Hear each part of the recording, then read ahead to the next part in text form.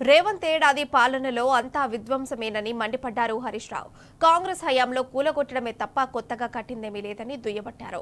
హైడ్రా ముసుగులో నిరుపేదల ఇళ్లపై నిర్దాక్షిణ్యంగా బుల్డోజర్ను ఎక్కుపెట్టారని ఆగ్రహం వ్యక్తం చేశారు. న్యాయం కోసం గలమెత్తిన పోలీసుల కుటుంబాలను కూడా అరెస్ట్ చేయించారని ఫైర్ అయ్యారు. లగచర్లలో గిరిజన రైతు కుటుంబాలపై జుడుం చేసి అన్నదాతలను నిర్దాక్షిణ్యంగా అరెస్ట్ చేశారని హరీష్ రావు నిప్పులు చెరిగారు.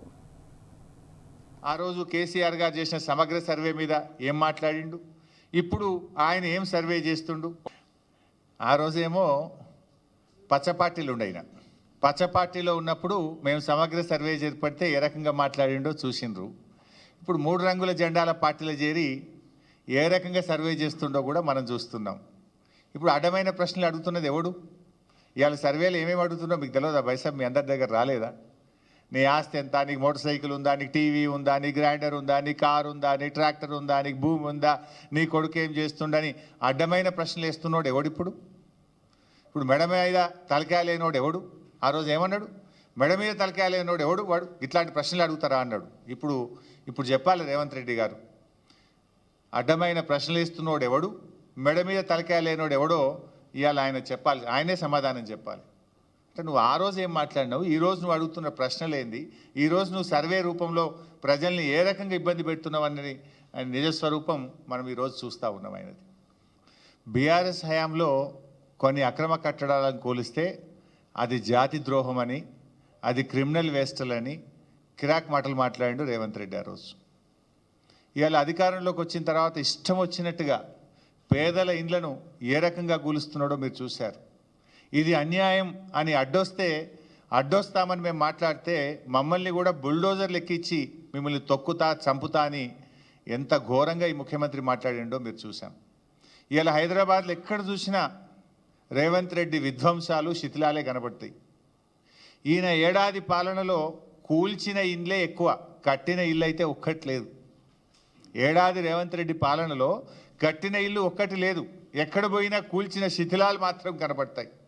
పాప మా పసిపాప నా పుస్తకాలు తెచ్చుకుంటా, మా నాన్న కొనిచ్చిన వాటర్ బాటిల్ తెచ్చుకుంటా అంటే కూడా సమయం ఇవ్వకుండా కూల్చినావు కదా.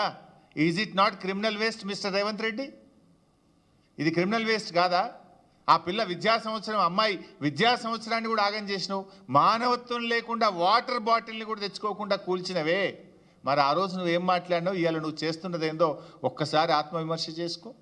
ప్రతిపక్షంలో ఉన్నప్పుడేమో పోలీసుల గురించి కన్నీరు పెట్టి, అధికారంలోకి రాగానే పోలీసులతోని పోలీసుల కుటుంబ సభ్యులతో కన్నీరు పెట్టించిండు.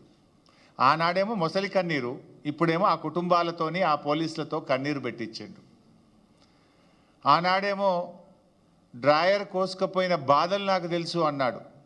ఇప్పుడేమో రేవంత్ రెడ్డి గారు గుండెలు కోసుకపోయేంత బాధలు వాళ్ళతో బాధ పెట్టిస్తున్నాడు వాళ్ళకు. అప్పుడు తనది కూడా పోలీస్ కుటుంబమే అన్నాడు. ఇప్పుడేమో పోలీస్ కుటుంబాలను రాచి రంపాన పెడుతున్నాడు. ఏమడిగినరా పోలీసులు? వీ వాంట్ జస్టిస్ అన్నారు, వీ వాంట్ ఏక్ పోలీసింగ్ అన్నారు. అది వాళ్ళ డిమాండ్ కాదు.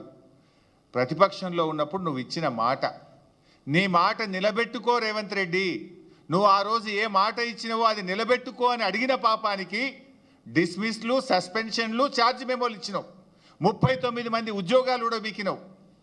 పోలీసుల చేత పోలీసుల కుటుంబ సభ్యుల్ని అరెస్ట్ చేయించిన ఘనత ఇది రేవంత్ రెడ్డిది. ఇది కాదా డబుల్ స్టాండర్డ్? మా పాలనలో నిర్బంధాలు ఉండవు, అణిచివేతలు ఉండవు, ప్రజాస్వామ్యం అద్భుతంగా ఉంటుందన్నాడు. నిజంగా ఈయన ఏడాది పాలనలో ఏమున్నాయి ఈరోజు?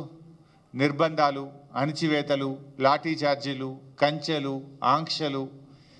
చివరికి మా పార్టీ మహబూబాద్లో మీటింగ్ పెట్టుకుంటామంటే కూడా నువ్వు అనుమతి ఇవ్వలే కదా, హైకోర్టుకు పోయి తెచ్చుకున్నాం కదా. పోలీసులు బాధ చెప్తే వాళ్ళని సస్పెండ్ చేస్తేవి, డిస్మిస్ చేస్తేవి. లగచర్లలో గిరిజనులు మా భూములు మాకు కావాలని గిరిజనులు రోడ్ల మీదకి వస్తే అర్ధరాత్రి పూట ఆ మహిళల్ని తొక్కుకుంటూ పోయి ఇలా గిరిజనులను అరెస్ట్ చేస్తేవి. అంటే ఒక టెర్రరిస్టులను చేసినావు నువ్వు లగచర్లను. అంటే ఈ రకంగా చివరికి ప్రజా సంఘాలు, సంజయ్ గారు వారి బృందం లగచర్లకు మేము పోయి చూడడానికి వెళ్తామంటే వాళ్ళ బట్టలు చిరిగిపోయినాయి కదా. పోలీసులు చివరికి ఆ రోజేమో వాడుకున్నావు నువ్వు వాళ్ళను.